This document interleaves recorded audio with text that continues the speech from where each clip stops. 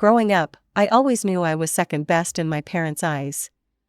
My name is Jody, and for as long as I can remember, my brother Tommy has been the golden child of our family.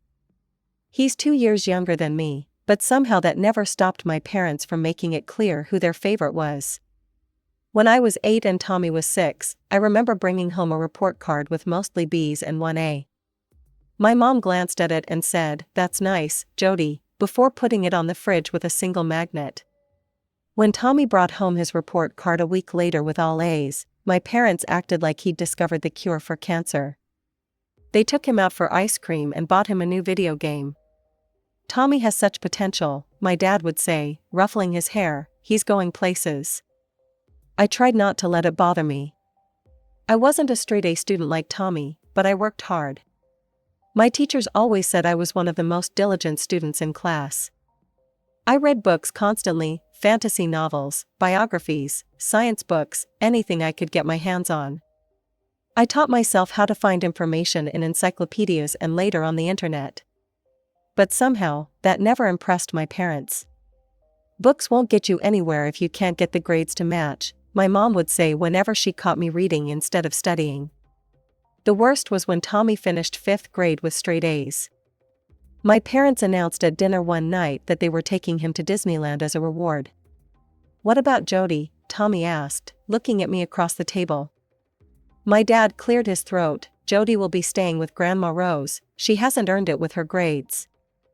I stared at my plate, pushing around my peas. I was 13 then, old enough to understand what they were really saying. I wasn't good enough.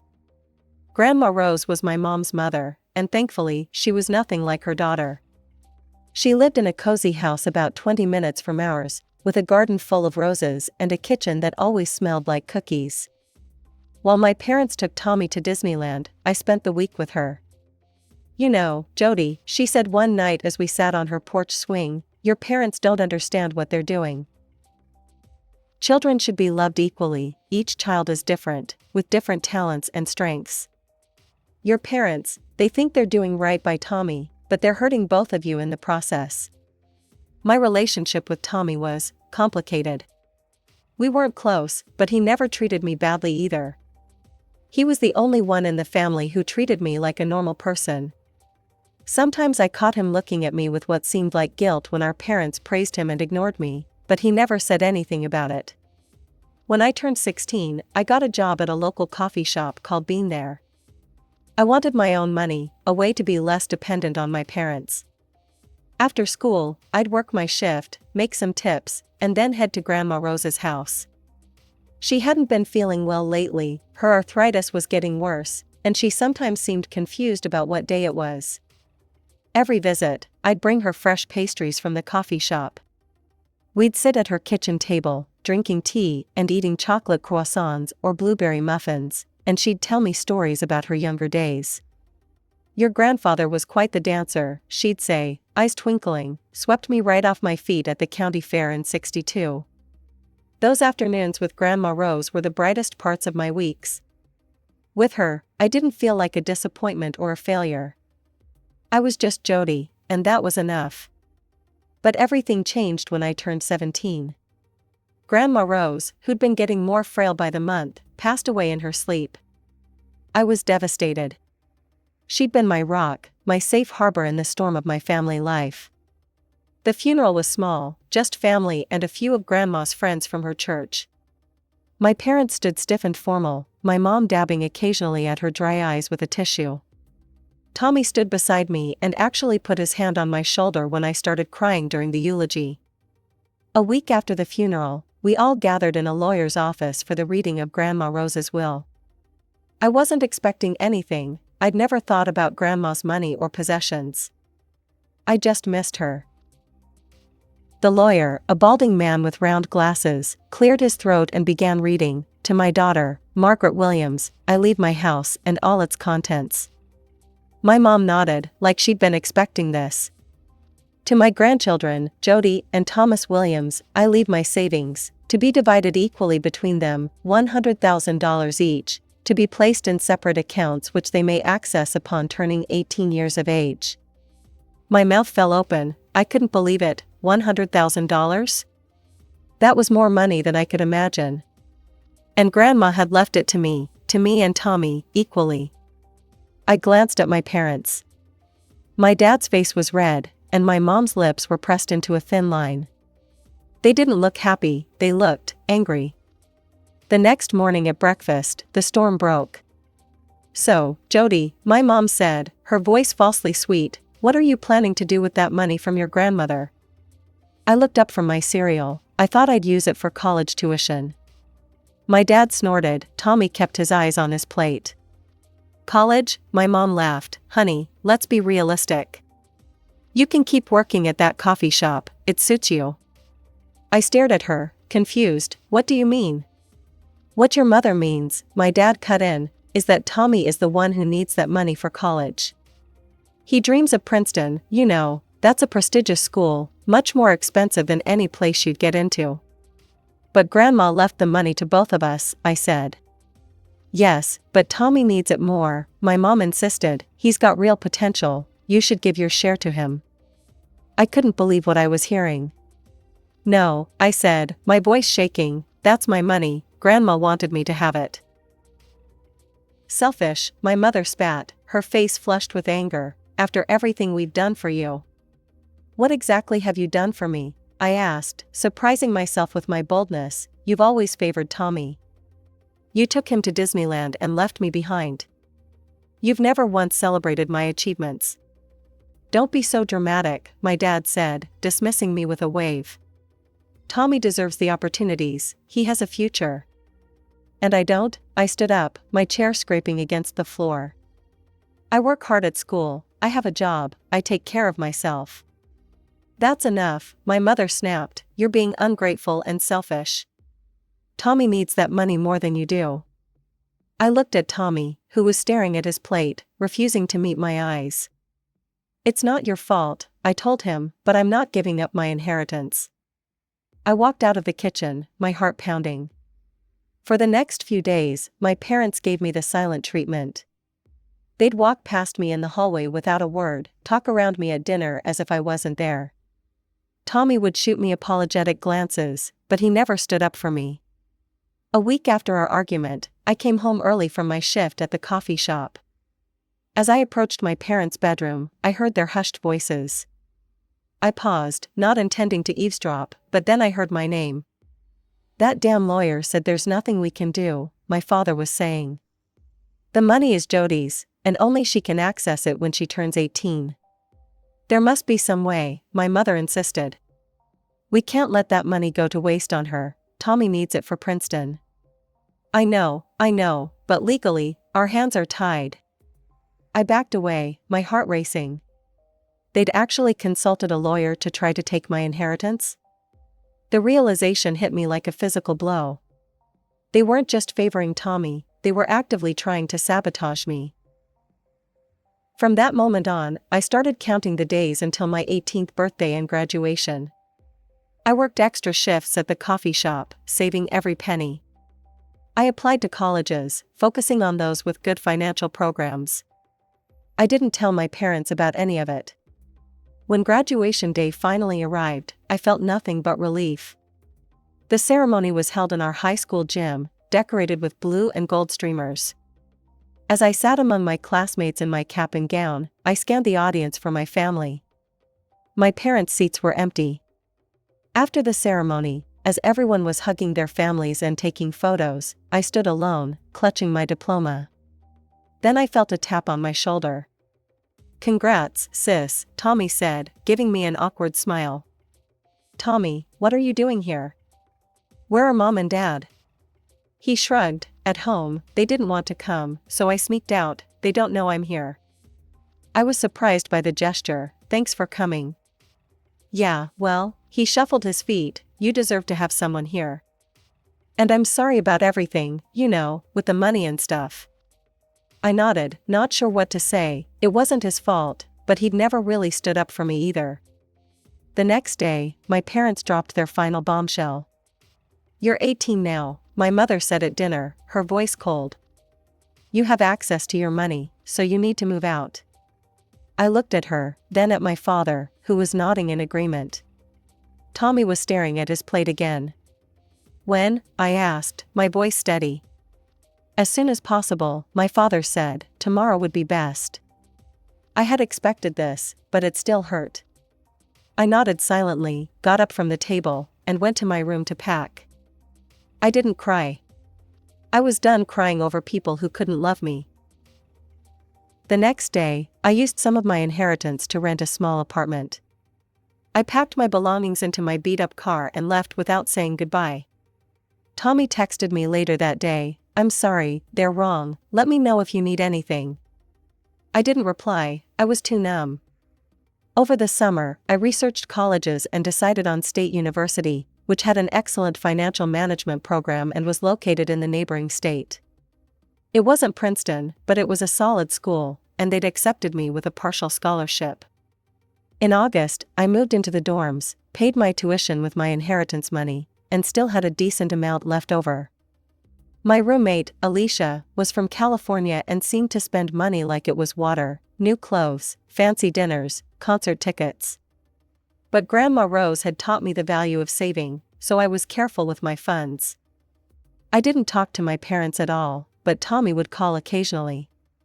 He'd tell me about high school, his friends, normal brother-sister stuff. He never mentioned our parents much, and I never asked. 2 years later, Tommy graduated from high school. He called me with news. "Mom and Dad sold Grandma's house," he said, his voice flat. "They're using the money to pay for Princeton." "Oh," I said, not sure how to respond.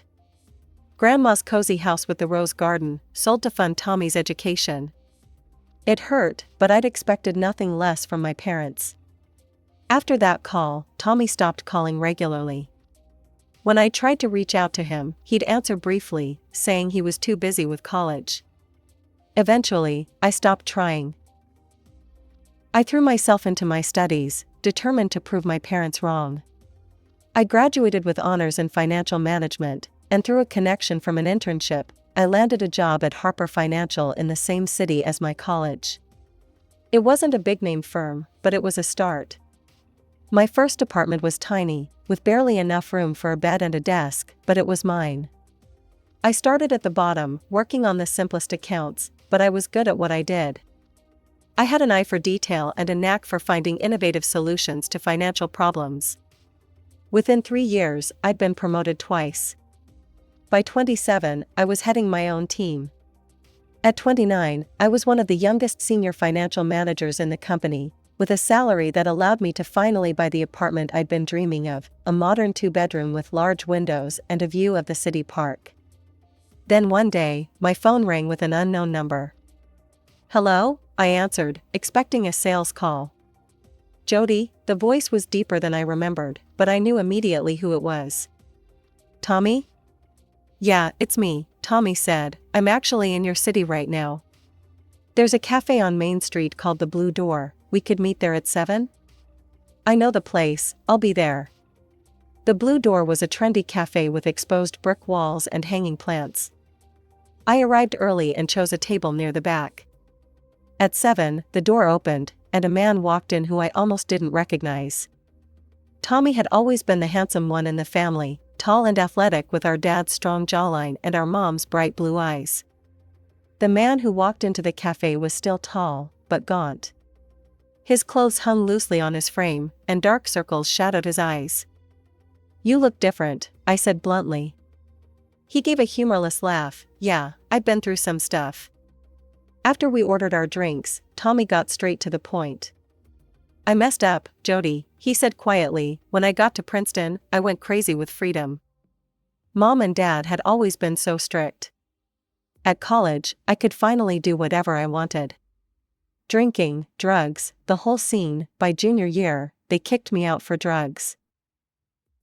I stared at him, shocked. This wasn't the future our parents had imagined for their golden boy.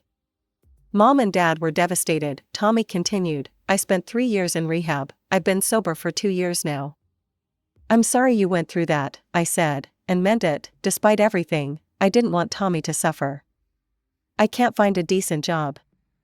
I've been working at a gas station back home, but the pay is terrible. I came here hoping for a fresh start." I studied him. "What kind of job are you looking for?" Anything decent, I'm not picky. My friend Lena worked in HR at a shipping company and had mentioned they were hiring. I might be able to help, I said. I have a friend at Preston Shipping. They're hiring administrative staff, I can put in a word for you. Tommy's face lit up. Really?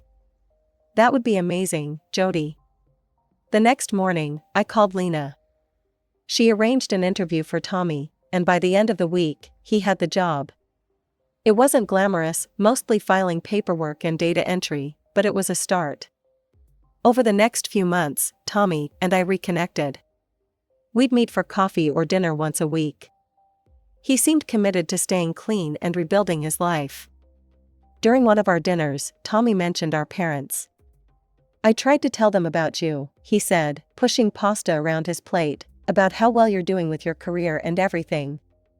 What did they say? I asked, trying to sound indifferent. Tommy looked uncomfortable. They cut me off before I could even get started.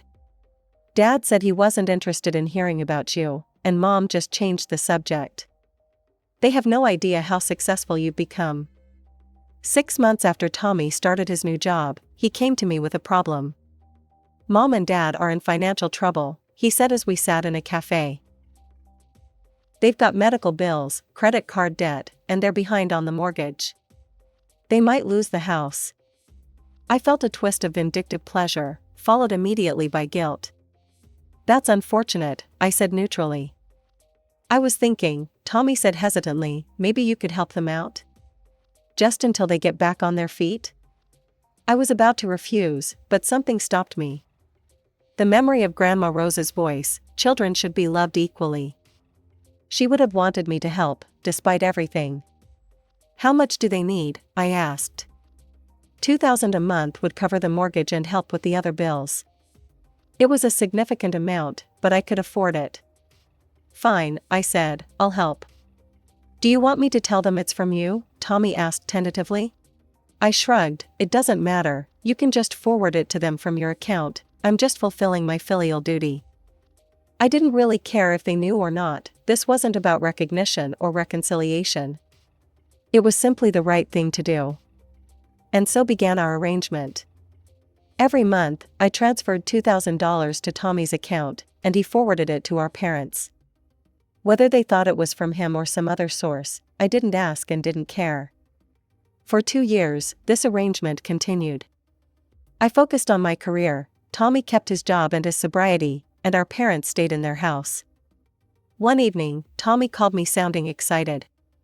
Mom and Dad are celebrating their 35th wedding anniversary next month, he said. They're having a big party at the Grand Hotel. All the family will be there, plus their friends, and Jody, they want you to come. I nearly dropped my phone. What? Why would they invite me? I think they want to reconcile, Tommy said, though he didn't sound entirely convinced. Will you come? Please?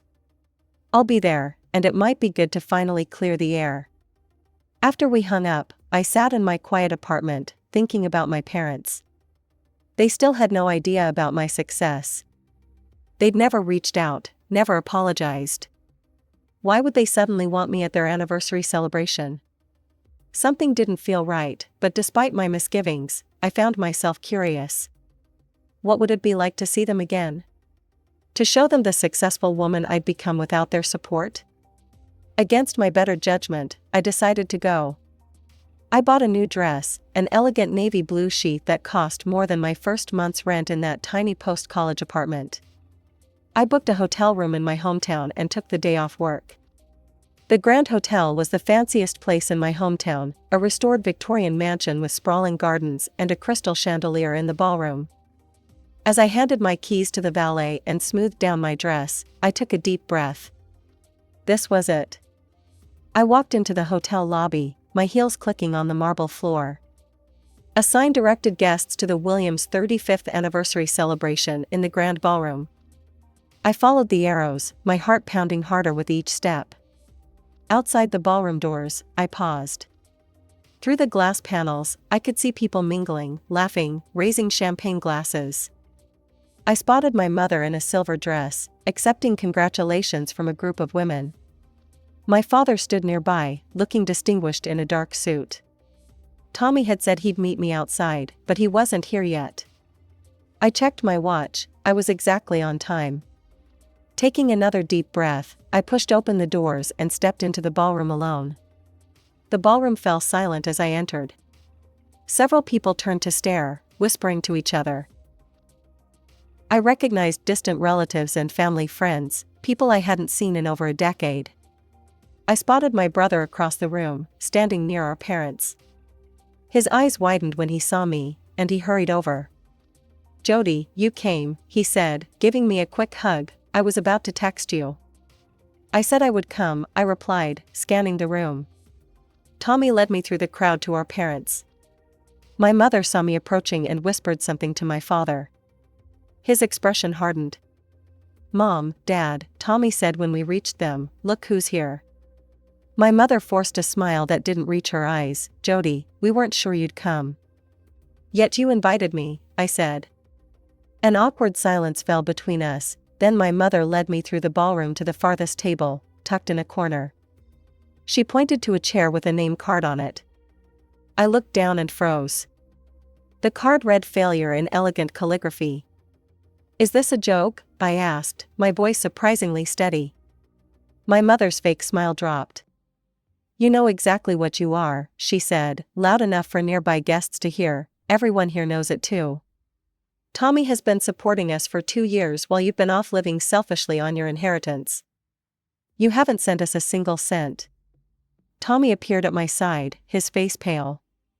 "Don't make a scene," he begged me, "just sit down, we can talk about this later." I looked at the failure name card, then at my mother's satisfied smirk. A strange calm descended over me. I picked up the name card, nodded, and sat down at my assigned seat. I placed the failure card prominently in front of me where everyone could see it. The dinner began. I ate silently, ignored by the other guests at my table. Finally, the time came for toasts. My father spoke first, thanking everyone for coming. Various relatives followed with warm wishes. When the toast seemed to be winding down, I stood up, champagne glass in hand. The room fell silent again. My mother's face darkened, but she could hardly stop me from giving a toast without creating a scene. "I'd like to say a few words," I announced, "to my parents, on their 35th anniversary. I raised my glass. Many of you know me as the family disappointment, the failure." I gestured to my name card. "What you may not know is that for the past 2 years, I've been sending my brother $2,000 every month to support our parents." Gasps rippled through the crowd. My mother's face went white. "That's right," I continued, "that mortgage payment, me. Those medical bills, me. The money came from me, not Tommy, he was just the middleman." I turned to face my parents directly. I did it because despite everything, I thought it was the right thing to do. "But I see now that nothing will ever be enough for you. So consider tonight my resignation from that responsibility." I set down my glass and picked up my purse.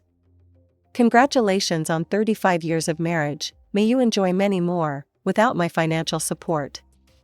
I had just reached my car when I heard voices calling my name. My parents were hurrying across the parking lot toward me. "Jody, wait," my father called, "we need to talk about this." "There's nothing to talk about," I said, unlocking my car. "You can't just cut us off," my mother said, her earlier hostility replaced by panic. "We need that money. You should have thought of that before you labeled me a failure in front of everyone we know." "We didn't mean it," my father said quickly, "it was just a joke that went too far." I laughed. "A joke? Like when you told me I wasn't worth college? Or when you kicked me out the day after graduation? Were those jokes too?" They had no answer for that. "For years, I tried to earn your approval," I said. "And still, the only thing you value me for is my money, which you didn't even know was mine until tonight." I got into my car. "Don't call me, don't text me, we're done." A week later, Tommy came to see me. "I just wanted to apologize," he said. "What they did was horrible, and I had no idea they were planning it." "I believe you," I replied, "but it's over now. I meant what I said, I'm not helping them anymore." Tommy nodded. I understand, I don't blame you. Life went on. I focused on my career, which continued to flourish. I took a vacation to Europe, something I'd always wanted to do. I started dating again. 6 months after the anniversary party, Tommy called me with news. They had to sell the house, he said. They'd been living in a small apartment for the past month. They're telling everyone it's your fault, that you're selfish and greedy. Sometimes I thought about my parents in their small apartment, living with the consequences of their choices. I felt no satisfaction in their downfall, but no guilt either. Grandma Rose had been right all along. Children should be loved equally. My parents had failed to learn that lesson, and they'd lost both their children as a result, Tommy to his disillusionment, and me to their cruelty. I kept the failure name card as a reminder, not of my parents' opinion of me, but of the day I finally freed myself from needing their approval. I'd framed it and hung it in my home office, where I could see it every day as I built my successful life on my own terms.